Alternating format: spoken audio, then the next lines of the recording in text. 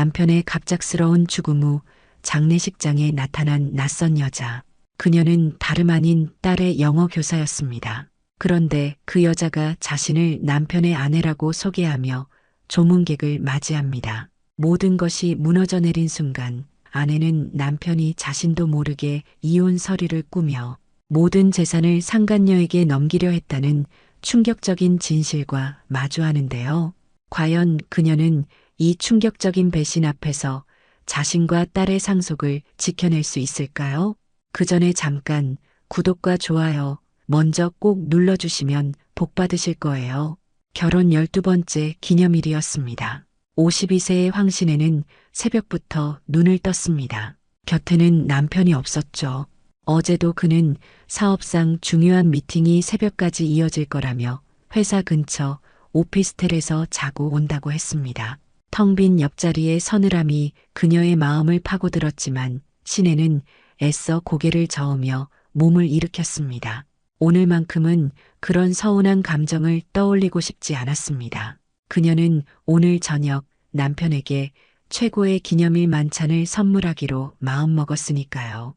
주방으로 나선 그녀는 가장 먼저 쌀을 씻어 밥을 안쳤습니다. 그리고 냉장고 가장 좋은 칸에 보관해 두었던 최고급 한우 갈비를 꺼냈습니다. 차가운 물에 담가 핏물을 빼는 동안 그녀는 채소를 다듬기 시작했습니다. 단단한 무의 껍질을 벗겨내고 모서리를 둥글게 깎아내는 손길이 정성스러웠습니다. 당근과 밤, 은행을 손질하며 그녀의 머릿속은 온통 남편 생각뿐이었습니다. 남편 최재명이 이 갈비찜을 얼마나 좋아했던가. 연애 시절 자신이 처음 해준 갈비찜을 세상에서 가장 맛있는 음식이라며 아이처럼 기뻐하던 그의 젊은 시절 얼굴이 떠올랐습니다. 그 기억 하나만으로도 신혜의 입가에 희미한 미소가 번졌습니다. 오후 내내 달콤한 간장 양념 냄새가 고급 빌라의 넓은 주방을 가득 채웠습니다. 그녀는 먼지 하나 없이 닦아두었던 이탈리아산 도자기 그릇 세트를 꺼냈습니다. 결혼할 때 큰맘 먹고 혼수로 장만했던, 그래서 평소에는 찬장 깊숙이 넣어두고 아끼던 그릇들이었죠. 닦고 또 닦아 반짝이는 그릇들을 식탁 위에 하나씩 올렸습니다. 어제 꽃시장에서 직접 사온 남편이 좋아하는 흰색 수국을 크리스털 화병에 꽂아 식탁 중앙에 놓았습니다. 은은한 조명 아래 모든 것은 완벽했습니다. 마치 잡지 화보 속 한 장면처럼 아름답고 부유하고 평화로워 보였습니다. 하지만 그 완벽하게 정돈된 공간 속에는 신혜만이 느낄 수 있는 깊고 서늘한 외로움의 공기가 맴돌고 있었습니다. 이 넓은 집, 값비싼 가구들, 화려한 장식들, 그 모든 것이 그녀의 것이었지만 동시에 그녀의 것이 아닌 것만 같았습니다. 저녁 7시 남편이 오기로 약속한 시간이었습니다. 하지만 현관문은 조용했습니다. 신혜는 애써 괜찮은 척 소파에 앉아 무의미하게 텔레비전 채널만 돌렸습니다. 거실에 놓인 커다란 스위스제 괴종시계의 초침 소리가 유난히 크고 무겁게 그녀의 심장을 짓눌렀습니다. 7시 30분, 그리고 8시. 시간은 무심하게 흘러갔고 정성껏 차린 음식들은 식어가고 있었습니다. 8시가 훌쩍 넘어서야 전화벨이 요란하게 울렸습니다. 기다렸다는 듯 황급히 전화를 받은 신혜의 귀로 익숙하지만 피곤해 절은 남편의 목소리가 파고들었습니다. 신혜야, 나다. 정말 미안하다. 오늘 갑자기 너무나 중요한 바이어와 약속이 잡혔어. 회사 명운이 걸린 계약이라 도저히 빠질 수가 없네. 내가 지금 막판 조율 중이라 정신이 하나도 없다. 정말 미안해. 주말에 내가 2배, 아니 10배로 잘할게. 당신 좋아하는 호텔 뷔페 예약해둘게. 응? 내 마음 알지? 화내지 마. 그의 목소리에는 미안함이 가득했지만 그 미안함은 너무나 익숙해서 이제는 어떤 감흥도 주지 못했습니다. 신혜는 목구멍까지 차오르는 서운함과 원망을 억지로 삼켰습니다. 그리고는 마치 정말 괜찮다는 듯 오히려 더 밝고 상냥한 목소리를 쥐어짰습니다. 괜찮아요, 여보. 일이 중요하다는데 어쩌겠어요. 당신 건강이 걱정돼서 그러지. 바쁜데 이렇게 전화까지 해줘서 고마워요. 식사 거르지 말고 꼭 챙겨 드세요. 저는 유나랑 먼저 먹고 있을게요. 전화를 끊는 순간 그녀의 얼굴에서 애써 만들었던 미소는 가면처럼 떨어져 나갔습니다. 거대한 식탁 위에 차갑게 식어버린 음식들이 마치 자신의 처지를 대변하는 것 같아 비참했습니다. 텅 빈 남편의 의자를 보며 신혜는 왈칵 눈물이 쏟아질 것 같았죠. 언제부터였을까요? 남편의 사업이 하늘 높은 줄 모르고 번창할수록 부부 사이의 거리는 그만큼 더 멀어졌습니다. 대화는 줄었고 잠자리는 사라졌으며 서로의 눈을 마주하고 따뜻한 말을 건네는 일은 아주 오래전 기억 속 풍경이 되어버렸습니다.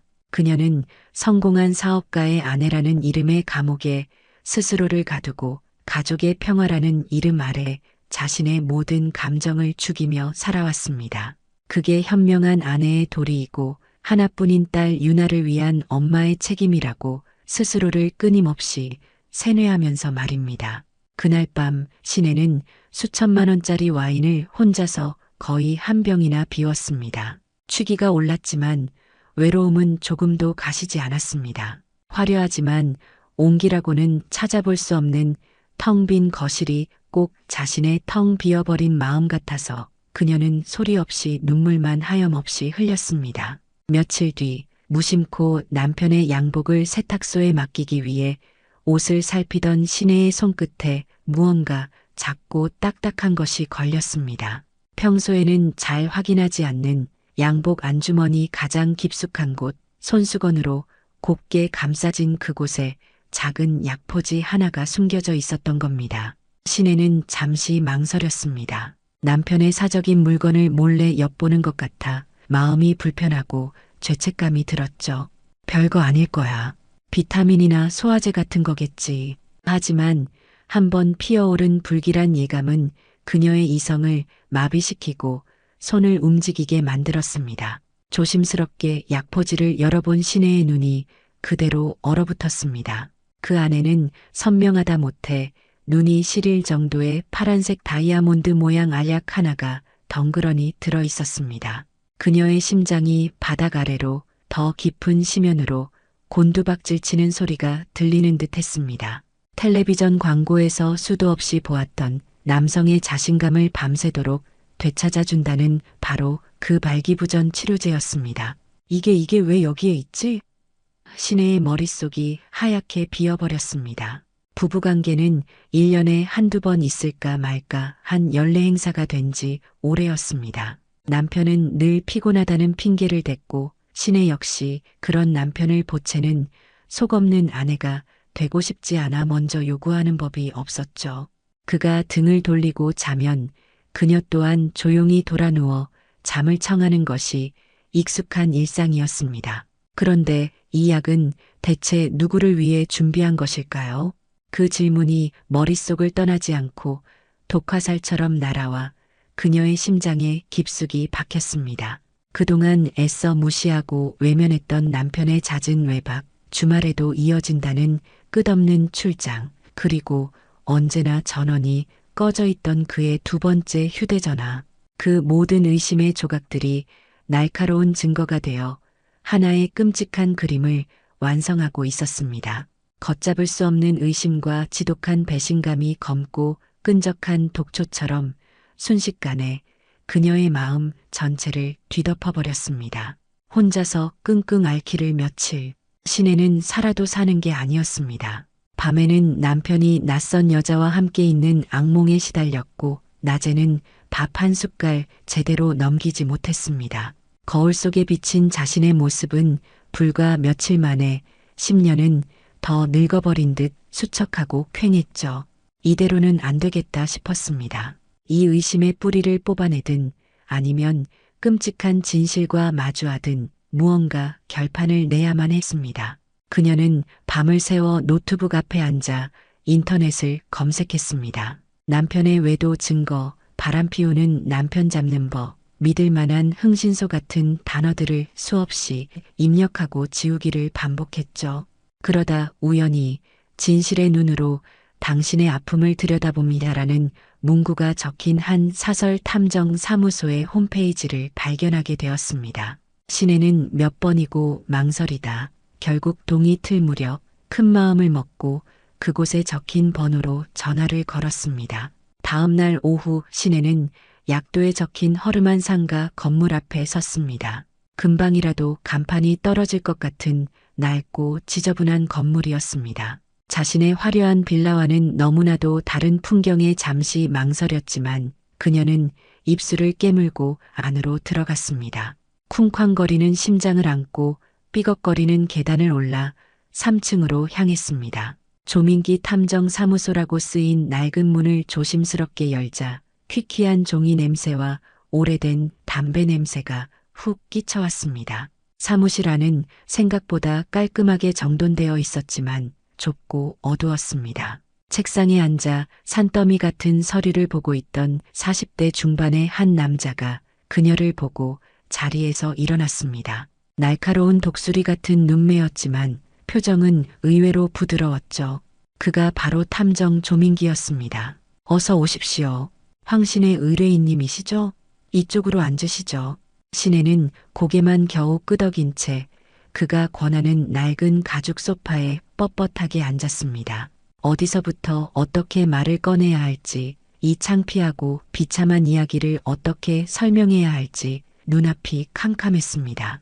조 탐정은 그런 그녀의 마음을 읽기라도 한 듯 재촉하지 않고 따뜻한 녹차 한 잔을 건넸습니다. 김이 모락모락 피어나는 찻잔의 온기가 얼음장처럼 차가웠던 그녀의 손으로 전해졌습니다. 마음이 좀 진정되시면 그때 천천히 말씀해 주십시오. 급할 것 하나 없습니다. 이곳에 오시는 분들 다 비슷한 마음으로 오십니다. 그의 차분하고 사려 깊은 한마디에 굳게 닫혀있던 신혜의 입술이 마침내 조금씩 열렸습니다. 그녀는 떨리는 목소리로 거의 속삭이듯이 말했습니다. 제 남편에게 혹시 다른 여자가 생긴 것 같습니다. 그 말을 내뱉는 순간 그동안 억지로 억눌러왔던 서름과 분노가 한꺼번에 터져 나왔습니다.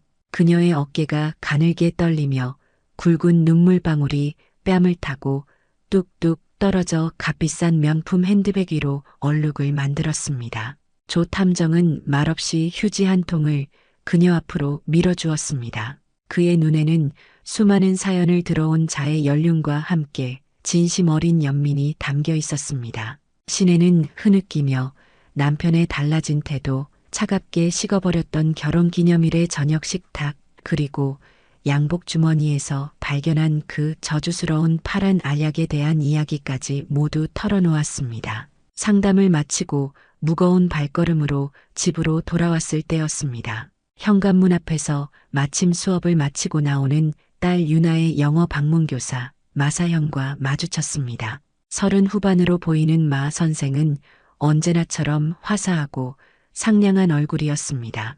그녀는 신혜를 보자마자 반갑게 달려와 인사를 건넸습니다. 어머니, 어디 다녀오세요? 안색이 안 좋으세요. 무슨 일 있으세요? 그녀는 걱정스럽다는 듯 신혜의 얼굴을 살폈습니다. 오늘 우리 유나가 단어 시험 100점 맞았어요. 어쩜 이렇게 똑똑한지 다 어머니를 닮아서 그런가 봐요. 제가 가르쳐본 아이들 중에 제일 영특해요. 그녀는 살갑게 신혜의 팔짱을 끼며 제잘거렸습니다. 어머니처럼 이렇게 현명하고 아름다운 아내를 두신 사장님은 정말 전생에 나라를 구하신 걸 거예요. 제 주변 친구들이 다들 어머니를 얼마나 부러워하는지 몰라요. 남편분 사업도 잘 되시고 돈도 많으시고 이렇게 예쁜 딸에 완벽한 사모님까지 모든 걸 다 가지셨잖아요. 유나 또한 엄마 뒤에 숨어 수줍게 웃으면서도 마 선생의 옷자락을 꼭 붙들고 떨어질 줄을 몰랐습니다. 유나는 유독 마 선생을 잘 따랐습니다. 신혜는 그런 마 선생의 싹싹하고 유능한 모습에 늘 고마운 마음을 가지고 있었죠. 그래서였을까요? 신혜는 자신의 눈앞에서 천사처럼 웃고 있는 이 여자에게서는 아주 작은 의심의 그림자조차 발견하지 못했습니다. 오히려 그녀의 칭찬에 그래 내가 너무 나쁜 상상을 하고 있는 걸지도 몰라. 어쩌면 남편은 정말 나를 위해 그 약을 준비했을 수도 있어. 하며 스스로를 다독였습니다. 조 탐정의 1차 조사는 일주일간 조용히 그리고 은밀하게 진행되었습니다. 하지만 며칠 뒤 그가 보내온 결과 보고서는 실망스럽기 짝이 없었죠. 남편 최재명의 일주일간의 동선은 너무나도 단조롭고 모범적이었습니다. 아침 9시에 정확히 회사로 출근했고 저녁 7시가 되면 칼같이 퇴근해서 집으로 향했습니다. 일주일에 2번, 화요일과 목요일 저녁에는 회사 근처 실내 골프 연습장에 들러 1시간씩 운동을 하는 것이 전부였죠. 조 탐정이 보내온 수십 장의 사진 속에서 남편은 늘 혼자였습니다. 의심스러운 이성과의 접촉은커녕 동료들과의 저녁 식사 자리 한 번 포착되지 않았습니다. 조 탐정은 전화를 걸어왔습니다. 그의 목소리에는 약간의 곤혹스러움이 묻어 있었죠.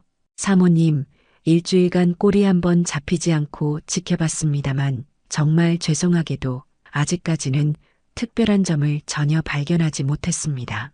혹시 제가 놓치고 있는 부분이 있을까요? 사장님의 생활 패턴이 너무나도 깨끗하고 단조롭습니다. 혹시 의뢰를 재고해 보시는 것은 어떠신지요? 신혜는 맥이 탁 풀렸습니다. 내가 정말 예민하게 군 걸까?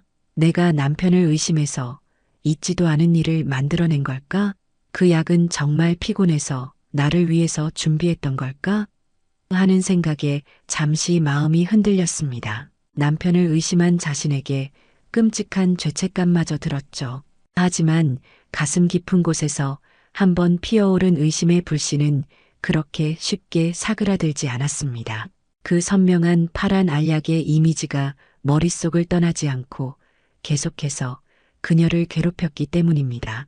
신혜는 남편의 지난 몇 달간의 일정이 빼곡히 적힌 다이어리를 펼치고 다시 한번 꼼꼼히 그의 동선을 되짚어보기 시작했습니다.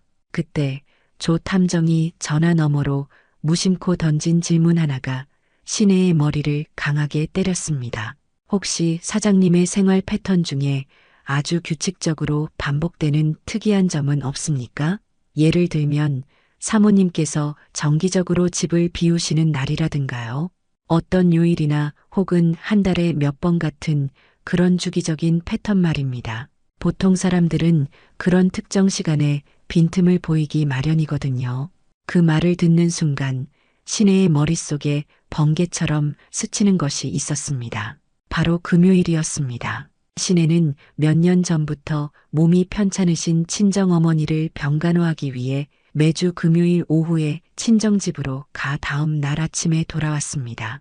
그것은 지난 몇 년간 단 한 번도 빠짐없이 이어져 온 그녀의 변치 않는 일상이었습니다. 신혜가 이 사실을 조 탐정에게 이야기하자 수화기 너머에서 잠시 침묵이 흘렀습니다. 이윽고 조 탐정이 한층 더 낮고 무거워진 목소리로 물었습니다. 알겠습니다. 그럼 마지막으로 한 가지만 더 여쭙겠습니다. 아주 중요한 질문일 수 있습니다. 사모님께서 집을 비우시는 그 금요일 밤에 혹시 따님을 돌봐주기 위해 집에 남는 사람이 있습니까? 신혜의 심장이 다시 한번 쿵 하고 바닥으로 떨어졌습니다. 그녀는 아무 생각 없이 거의 반사적으로 대답했습니다. 네, 있어요. 딸아이 영어 선생님인 마 선생이요. 자기가 늦게까지 유나랑 같이 있어주겠다고 저보고는 걱정 말고 편히 다녀오시라고 해서 항상 고맙게 생각했죠. 유나도 그 선생님을 아주 좋아하고요. 그 말을 뱉는 순간 신혜는 온몸의 피가 차갑게 식어버리는 것을 느꼈습니다. 흩어져 있던 퍼즐 조각들이 섬뜩한 그림을 그리며 하나로 맞춰지는 듯한 끔찍한 예감이 그녀의 온몸을 덮쳤습니다. 조 탐정의 목소리는 이제 확신에 차 있었습니다. 사모님, 제가 장담하죠. 모든 일은 바로 그 금요일 밤에 사모님이 안 계신 그 집 안에서 벌어지고 있었던 겁니다. 친절하고 상냥하기만 하던 마사연의 얼굴 위로 뱀처럼 교활하고 음흉한 미소가 겹쳐 보이기 시작했습니다. 조 탐정은 흥분하려는 신혜를 진정시키며 조심스럽게 다음 계획을 제안했습니다. 사모님, 이제부터가 정말 중요합니다. 제 예상이 맞다면 다음 주 금요일에 모든 것을 확인할 수 있을 겁니다. 확실한 물증을 잡아야 합니다. 감정적으로 행동하시면 오히려 모든 것을 잃을 수 있습니다. 저를 믿고 제가 말씀드리는 대로만 움직여 주십시오. 그의 제안은 너무나도 끔찍하고 잔인해서 시내는 차마 그러겠다고 대답할 수가 없었습니다. 하지만 이미 그녀에게 다른 선택지는 남아있지 않았죠. 시내는 인터넷 쇼핑몰에서 손톱만 한 크기의 초소형 스파이 카메라를 주문했습니다. 며칠 뒤 배송된 작은 상자를 든 그녀의 손은 사시나무처럼 떨렸습니다. 이걸 정말 내 손으로 내 사랑하는 딸의 방에 설치해야 한다니. 딸의 웃음소리와 꿈이 가득한 그 순수하고 사랑스러운 공간에 이렇게 더럽고 끔찍한 의심의 눈을 심어야 한다는 사실이 그녀를 미치게 만들었습니다. 제발 제발 아니어야만 해.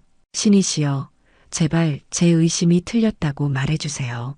이 모든 게 제 미친 망상이게 해주세요.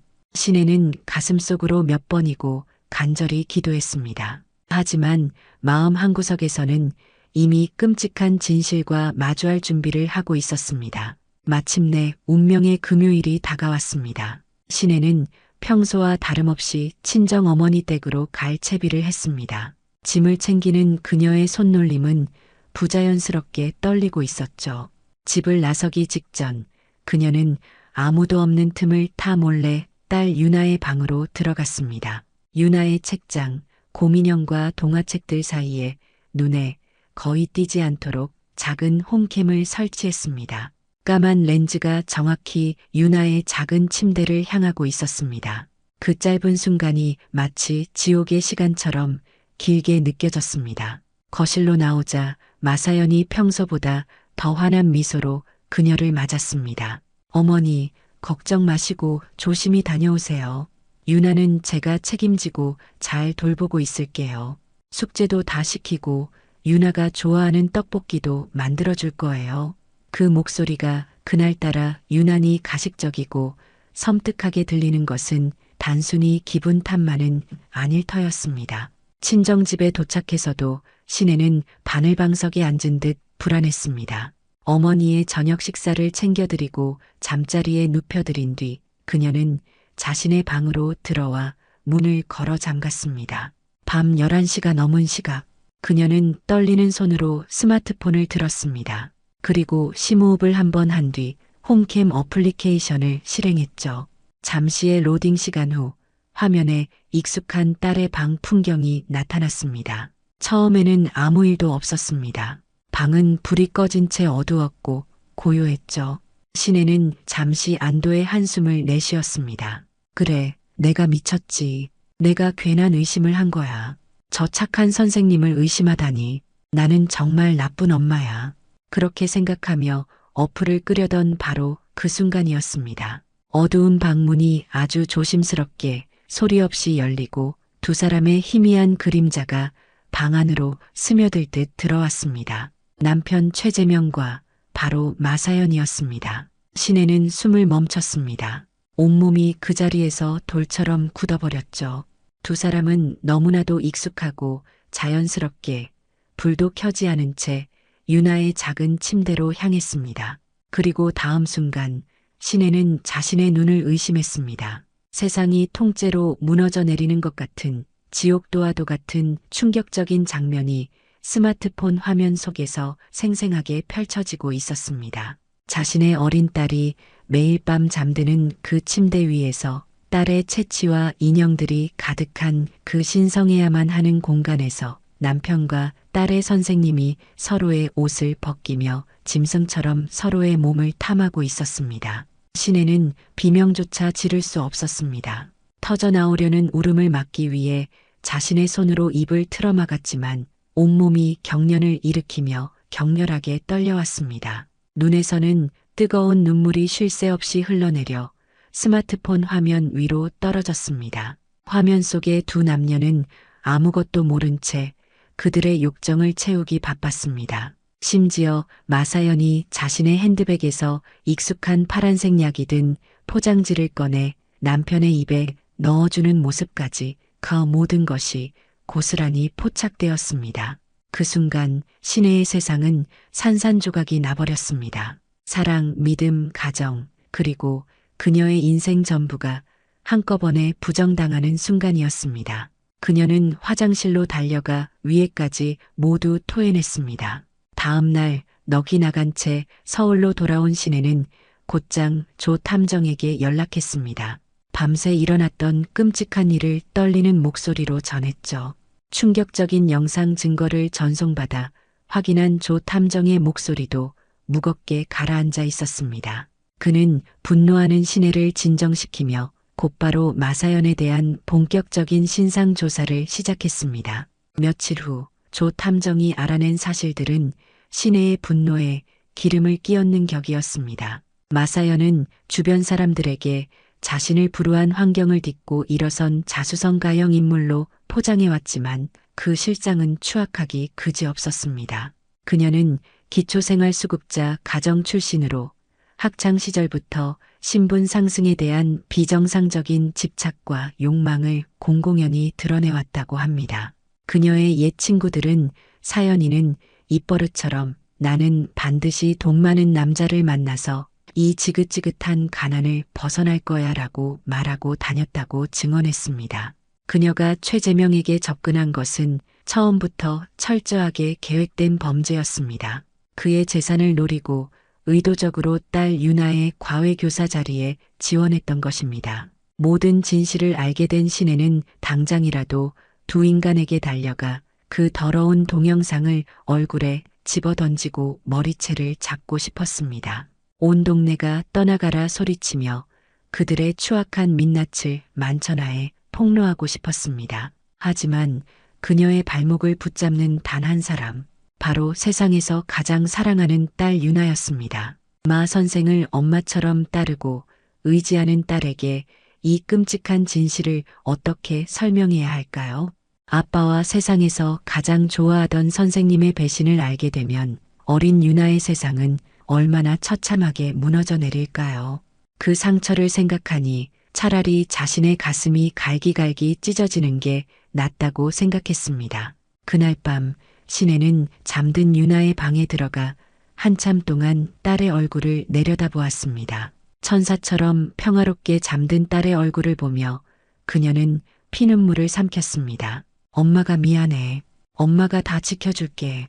그녀는 고통스러운 결정을 내렸습니다. 남편은 일단 가슴에 묻어두고 이 모든 비극을 계획하고 가정을 파탄낸 상간녀 마사연에게만 법적 책임을 묻기로 말입니다. 남편과의 관계는 이미 돌이킬 수 없이 끝났지만 오직 딸 유나를 위해서라도 가정을 지키는 신용이라도 해야만 했습니다. 시내가 상간녀 소송을 위해 변호사 사무실을 알아보며 조용히 칼을 갈고 있던 바로 그때였습니다. 아무것도 모르는 남편 최재명이 거실에서 폭탄 선언을 했습니다. 나 급하게 미국 좀 다녀와야겠어. 텍사스에 어마어마하게 큰 사업건이 하나 터졌는데 이번 일만 잘 성사되면 우리 회사 지금보다 몇 단계는 더 도약할 수 있을 거야. 그는 아주 흥분되고 들뜬 목소리였습니다. 그 뻔뻔한 얼굴을 보니 시내는 속에서 천불이 났지만 애써 표정을 감추고 아무 말도 하지 않았죠. 남편은 커다란 여행 가방에 짐을 챙겨 넣으며 의미심장한 말을 덧붙였습니다. 당신, 내가 미국 가 있는 동안 친정에 가 있어. 혹시 모르니까 무슨 일이 있어도 절대 먼저 연락하지 말고 내 연락만 기다려. 당분간 사업상 문제로 몸을 좀 숨겨야 할 일이 생겼거든. 알았지? 이건 우리 가족의 미래를 위한 일이야. 시내는 그 말의 진짜 의미를 알 리 없었습니다. 그저 사업 때문에 무언가에 쫓기는 것이라고만 막연히 생각했죠. 그녀는 남편의 말을 따라 모든 소송 준비를 중단하고 친정으로 들어갔습니다. 시내는 남편의 말을 바보처럼 믿고 꼼짝없이 친정에서 석 달이라는 시간을 보냈습니다. 남편에게서는 그 어떤 연락도 오지 않았죠. 그녀는 남편의 사업이 잘 되기를 바라는 마음과 지독한 배신감 사이에서 하루하루를 시들어가며 괴로운 나날을 보냈습니다. 하지만 이 모든 것은 남편 최재명과 상간녀 마사연이 공모한 너무나도 교활하고 잔인한 함정이었습니다. 신혜가 남편의 말을 믿고 외부와 연락을 끊고 숨어 지내는 그 시간 동안 최재명은 법원에 이혼 서류를 제출했습니다. 그리고 아내의 주소지를 아무도 살지 않는 예전 주소지로 허위 기재하여 법원의 소장을 받지 못하게 만들었죠. 결국 법원은 서류가 전달된 것으로 간주하는 공시송달 제도를 통해 재판을 진행했고 신혜는 이혼 소송에 아무런 대응도 하지 않은 채 패소한 사람이 되었습니다. 그렇게 두 사람의 이혼은 아내인 신혜도 모르는 사이에 법적으로 완벽하게 성립되고 말았습니다.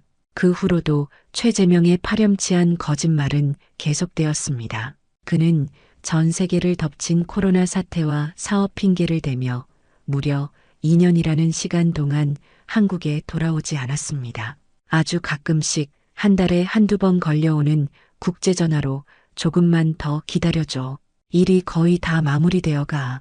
이 일만 끝나면 당신이랑 유나 세상에서 제일 행복하게 해줄게라는 달콤한 거짓말만 반복할 뿐이었죠. 신혜는 시간이 흐를수록 지쳐갔지만 아빠를 그리워하는 딸 유나를 보며 억지로 버텼습니다. 남편이 언젠가는 돌아와 모든 것을 제자리로 돌려놓을 것이라는 신락 같은 희망을 참아 놓을 수가 없었습니다. 하지만 바로 그 시간 남편은 텍사스에서 마사연과 보란듯이 새로운 가정을 꾸리고 행복한 사실혼 관계를 만끽하고 있었습니다. 세상에서 가장 잔인한 이 연극의 관객은 오직 신혜와 딸 유나뿐이었습니다. 그렇게 2년이라는 시간이 무의미하게 흐른 어느 날 오후였습니다. 신혜는 모르는 국제전화번호로 걸려온 전화를 받았습니다. 수화기 너머에서는 딱딱한 영어 억양의 한국어가 들려왔습니다. 황신혜 씨 되십니까? 여기는 미국 텍사스주에 위치한 메모리얼 병원입니다. 그리고 이어진 말은 신혜의 귀를 의심하게 만들었습니다. 당신의 남편 미스터 최재명 씨가 오늘 새벽 급성 심근경색으로 사망하셨습니다. 순간 신혜는 손에 들고 있던 전화기를 떨어뜨렸습니다. 하늘이 무너지고 땅이 꺼지는 것 같았습니다. 지난 2년간 배신감과 원망으로 증오했던 남편이었지만 그의 죽음은 또 다른 차원의 거대한 충격이었습니다. 신혜는 그 자리에 주저앉아 딸 유나의 이름을 부르며 통곡했습니다. 두 사람은 슬픔과 혼란 속에서 가장 빠른 비행기 표를 구해 곧장 텍사스로 향했습니다.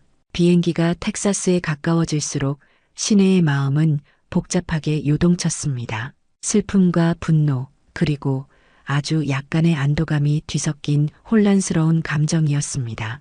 장례식장은 낯설고 고요했습니다. 낯선 사람들 속에서 슬픔에 잠겨 남편의 영정사진을 하염없이 바라보고 있던 신혜의 앞에 또 한 번 기가 막히고 피가 거꾸로 솟는 풍경이 펼쳐졌습니다. 소복처럼 단정한 검은색 상복을 곱게 차려입은 마사연이 나타난 것입니다.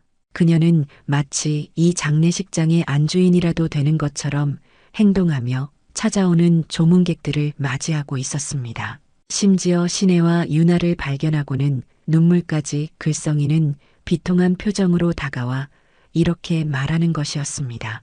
두 분도 오셨군요.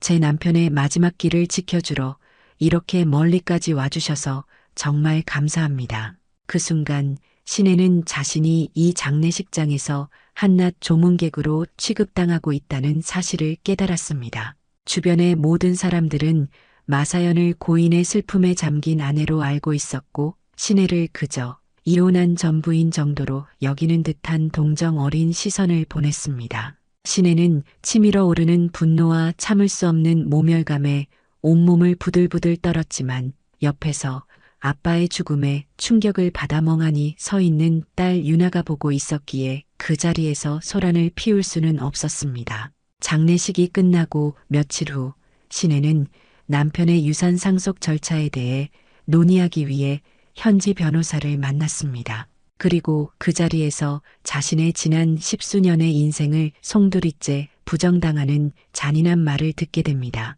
백발이 성성한 변호사는 서류 뭉치를 테이블 위에 올려놓으며 냉정하고 사무적인 목소리로 말했습니다. 황신혜 씨, 저희가 확인한 바에 따르면 최재명 씨와는 2년 전 대한민국 법원에서 법적으로 이혼 절차가 모두 완료된 것으로 나옵니다. 신혜는 자리에서 벌떡 일어나 무슨 그런 말도 안 되는 소리가 있느냐며 소리쳤지만 변호사가 그녀의 눈앞에 내미는 한 장의 이혼 판결문 앞에서는 할 말을 잃고 말았습니다. 거기에는 그녀도 모르는 사이에 진행된 재판 기록과 함께 공시송달에 의한 판결이라는 글자가 선명하게 박혀 있었습니다. 변호사는 인정사정 없이 다음 사실을 통보했습니다. 그의 목소리에는 일말의 동정심도 없었죠.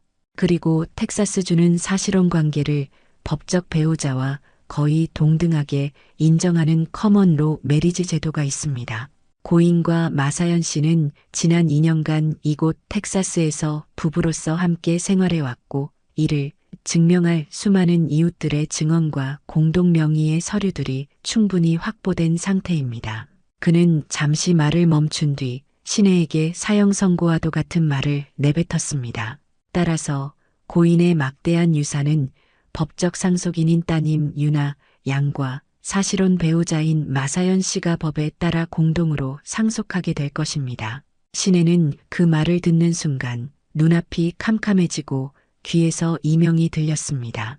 남편의 배신은 그가 죽어서도 끝나지 않았습니다. 그는 신혜와의 결혼 생활 동안 이룩한 모든 재산을 자신의 젊은 상간녀에게 넘겨주기 위해 처음부터 끝까지 너무나도 치밀하고 악랄하게 계획했던 것입니다. 평생을 바쳐 이룬 가정과 재산, 그리고 남편이라는 존재까지 자신의 모든 것을 한순간에 모조리 빼앗겼다는 끔찍한 절망감에 신혜는 결국 그 자리에서 정신을 잃고 쓰러지고 말았습니다. 모든 것을 포기한 채 텅 빈 마음으로 한국으로 돌아갈 짐을 싸던 신혜에게 한 통의 국제전화가 걸려왔습니다. 발신자를 확인하니 한국의 조민기 탐정이었습니다. 신혜는 아무런 힘도 없는 목소리로 텍사스에서 일어난 모든 상황을 설명했습니다. 모든 것이 끝났다고, 법이 그렇다는데 이제는 아무 희망도 없다고 자포자기한 채 말했죠. 하지만 수학이 넘어 조 탐정의 목소리는 의외로 침착하고 단호했습니다. 사모님, 아직 끝나지 않았습니다. 그렇게 포기하기엔 너무 이릅니다. 신혜는 실소하며 고개를 저었습니다. 아니요, 조 탐정님, 모든 게 정말 끝났어요. 텍사스 법이 그렇다는데 제가 뭘 더 어쩌겠어요. 이제 그만할래요. 너무 지쳤어요. 하지만 조 탐정은 포기하지 않았습니다. 그의 목소리에는 이상한 확신이 담겨 있었죠. 사모님, 그 여자 마사연이 아무리 치밀하고 완벽하게 준비했어도 사람이라면 어딘가 반드시 빈틈을, 흔적을 남기기 마련입니다. 세상에 완전 범죄는 없습니다. 제가 그 빈틈을 반드시 찾아보겠습니다. 마지막으로 저를 한 번만 더 믿어주시겠습니까? 그의 흔들림 없는 목소리에 제가 되어버린 줄 알았던 신혜의 마음속에 아주 작고 희미한 불씨 하나가 다시 살아나는 듯 했습니다. 그녀는 마지막 지푸라기라도 잡는 심정으로 떨리는 목소리로 네라고 대답했습니다. 그날 이후 조 탐정은 한국에서 마사연의 과거를 샅샅이 파고들기 시작했습니다.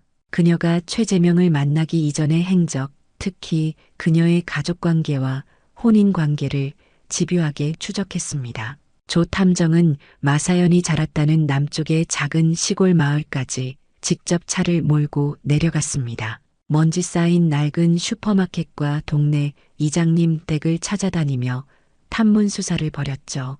처음에는 다들 외지에서 온 낯선 남자를 경계하며 입을 열지 않았지만 조 탐정의 끈질긴 설득과 진심 어린 태도에 몇몇 마을 사람들이 조금씩 과거의 이야기를 꺼내놓기 시작했습니다. 그리고 마침내 그는 이 사건의 판도를 단번에 완벽하게 뒤집을 수 있는 결정적인 사실 하나를 밝혀내게 됩니다. 조 탐정은 흥분을 감추지 못하고 떨리는 목소리로 신혜에게 전화를 걸었습니다. 사모님 찾았습니다. 드디어 그 여자의 약점을 찾았습니다. 마사현, 그 여자는 유부녀였습니다. 그것도 최재명 씨와 부정한 관계를 맺고 사실혼 관계를 시작할 때도, 그리고 바로 지금 이 순간에도 대한민국 법에 따라 이혼하지 않은 남편이 버젓이 살아있는 명백한 유부녀입니다. 그 말을 듣는 순간 신혜는 전신의 모든 털이 곤두서는 것을 느꼈습니다. 어떻게 이런 일이 있을 수 있단 말인가. 그렇다면 마사연은 죽은 남편 최재명을 속이고 신혜 자신도 속이고 텍사스 법원까지 속인 채 희대의 사기극을 벌여왔다는 말이었습니다. 조 탐정은 곧바로 마사연의 법정 남편을 수소문해 그가 일하고 있다는 경기도의 한 작은 공장으로 찾아갔습니다. 기름때 묻은 작업복을 입고 나타난 그는 선량하지만 세상에 지쳐 보이는 평범한 중년 남성이었습니다. 그는 조 탐정에게 그간의 자초지종을 모두 털어놓았죠. 마사연은 몇 년 전 돈을 벌어오겠다며 집을 나간 뒤로 연락이 거의 끊겼다고 합니다. 그러다 얼마 전 갑자기 귀신처럼 연락이 와서는 최재명의 사망 소식을 알리며 거액의 상속을 받아야 하니 급하게 이혼 서류에 도장을 찍어달라고 거의 애원하듯 요구했다는 것입니다. 그녀는 그 대가로 무려 10억 원이라는 거액을 제시했다고 합니다. 하지만 남편은 그녀의 뻔뻔하고 파렴치한 요구에 분노했고 자신을 이렇게 비참하게 만든 대가를 치르게 하겠다며 절대 이혼해 줄 수 없다고 버텼다는 것이죠. 조 탐정은 그의 모든 증언을 빠짐없이 녹음하고 두 사람이 여전히 법적인 부부관계임을 명명백백하게 증명하는 가족관계 증명서 원본까지 확보했습니다. 조 탐정은 즉시 확보한 모든 증거 자료를 스캔하여 신혜에게 국제특급 우편으로 발송했습니다. 며칠 뒤 서류를 받아든 신혜의 손은 더 이상 절망이 아닌 뜨거운 희망으로 떨리고 있었습니다. 그녀는 곧바로 텍사스의 변호사를 다시 찾아갔습니다. 그리고 조 탐정이 보내온 서류들을 그의 책상 위에 펼쳐놓았죠. 서류를 꼼꼼히 검토하던 변호사의 눈이 믿을 수 없다는 듯이 커졌습니다. 그는 급하게 두꺼운 법률 서적을 뒤져보더니 마침내 환한 미소를 지으며 확신에 찬 목소리로 외쳤습니다. 이겼습니다. 황신혜 씨, 게임은 끝났습니다. 텍사스주는 중혼, 즉 이중 결혼 관계에서 파생된 사실혼 관계는 법적으로 그 어떤 효력도 인정하지 않습니다. 마사연 씨의 사실혼 주장은 처음부터 성립될 수 없는 완벽한 원천 무효입니다. 드디어 길고 어둡고 지옥 같았던 터널의 끝에서 눈부신 한 줄기 빛이 쏟아져 들어오기 시작했습니다. 마침내 유산 분할에 대한 최종 합의가 열리는 날이 밝았습니다. 마사연은 마치 모든 것을 다 가진 승리자처럼 의기양양한 미소를 지으며 명품 옷을 차려입고 회의실에 나타났습니다. 그녀는 악어의 눈물을 글썽이며 신혜의 손을 잡고 위로의 말을 건네는 위선까지 보였죠. 형님, 마음이 얼마나 아프시겠어요. 하지만 어쩌겠어요. 하늘에 있는 그 이의 뜻을 저희가 따라야죠. 신혜는 아무 대꾸도 하지 않았습니다. 그저 차가운 눈으로 그녀를 쏘아볼 뿐이었죠. 마사연 측 변호사가 유산 분할 합의서를 테이블 위에 내밀며 신혜에게 서명을 요구하는 바로 그 순간이었습니다. 신혜는 말없이 자신의 가방에서 서류 한 장을 꺼내 테이블 중앙에 보란듯이 올려놓았습니다. 그것은 바로 마사연과 그녀의 한국 남편 이름이 선명하게 나란히 적혀 있는 대한민국 법원이 발급한 공식적인 가족관계 증명서였습니다. 신혜는 그 자리에서 얼어붙은 마사연을 똑바로 쳐다보며 얼음처럼 차갑고도 또렷한 목소리로 말했습니다. 마사연 씨, 내가 알기로 텍사스 법은 중혼 관계에서 비롯된 사실혼은 그 어떤 법적 효력도 인정하지 않는다고 들었습니다만 제가 제대로 알고 있는 건 맞습니까? 그 순간 회의실의 공기가 칼로 벤 듯 서늘하게 얼어붙었습니다. 마사연의 화장으로 뒤덮인 얼굴에서 순식간에 핏기가 사라지고 새하얗게 질려갔습니다. 그녀의 변호사조차 당황한 기색으로 테이블 위에 서류를 집어들었고 내용을 확인한 그의 얼굴은 절망적으로 굳어버렸죠. 그는 나지막이 하지만 모두가 들을 수 있는 목소리로 말했습니다. 이건 명백한 사기입니다. 마사연이 평생에 걸쳐 쌓아 올린 완벽했던 거짓의 성이 와르르 소리를 내며 무너져 내리는 순간이었습니다. 그녀의 사실혼 주장은 법적으로 완벽하게 원천 무효가 되었고 그토록 탐냈던 남편의 막대한 유산 중 단 한 푼도 상속받을 권리가 없다는 사실이 만천하에 드러났습니다. 마사연은 믿을 수 없다는 듯 미친 사람처럼 절규하기 시작했습니다. 아니야, 이건 거짓말이야. 당신들이 날 함정에 빠뜨리려고 꾸민 짓이야. 이건 무효야. 하지만 그녀의 처절한 발악은 그 누구의 마음도 움직이지 못했습니다. 모든 것을 잃고 이성을 잃은 그녀는 결국 보안 요원들에게 양팔을 붙들려 짐승처럼 울부짖으며 회의실에서 쫓겨났습니다. 그 통쾌하고 처절한 광경을 지켜보며 신혜는 비로소 길고 길었던 악몽에서 완전히 깨어나는 해방감을 느꼈습니다.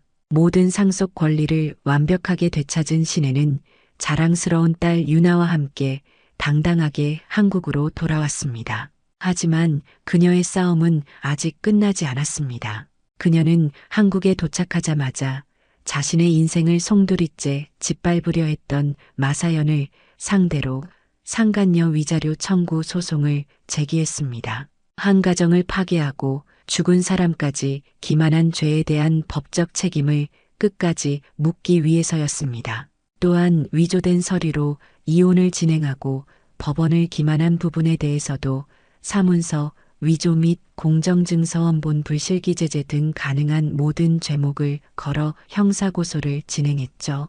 마사연은 결국 대한민국의 법에 엄중한 심판대 위에 서게 되었습니다. 어느 따스한 햇살이 내리쬐는 주말 오후 신혜는 딸 유나와 함께 남편의 유품을 정리하고 있었습니다. 배신감과 원망이 아직 가슴 한쪽에 남아 있었지만 그래도 한때는 죽도록 사랑했던 남편의 흔적들을 하나씩 정리하며 신혜는 자신의 아팠던 과거와 조용히 작별을 고하고 있었습니다. 그때 곁에서 묵묵히 엄마를 돕던 딸 유나가 다가와 신혜를 뒤에서 꼭 안아주며 말했습니다. 엄마, 정말 고생 많았어.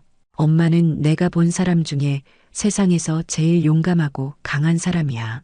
이제 나쁜 기억은 다 잊어버리고 우리 둘이서 세상에서 제일 행복하게 살자. 내가 앞으로 엄마 꼭 지켜줄게.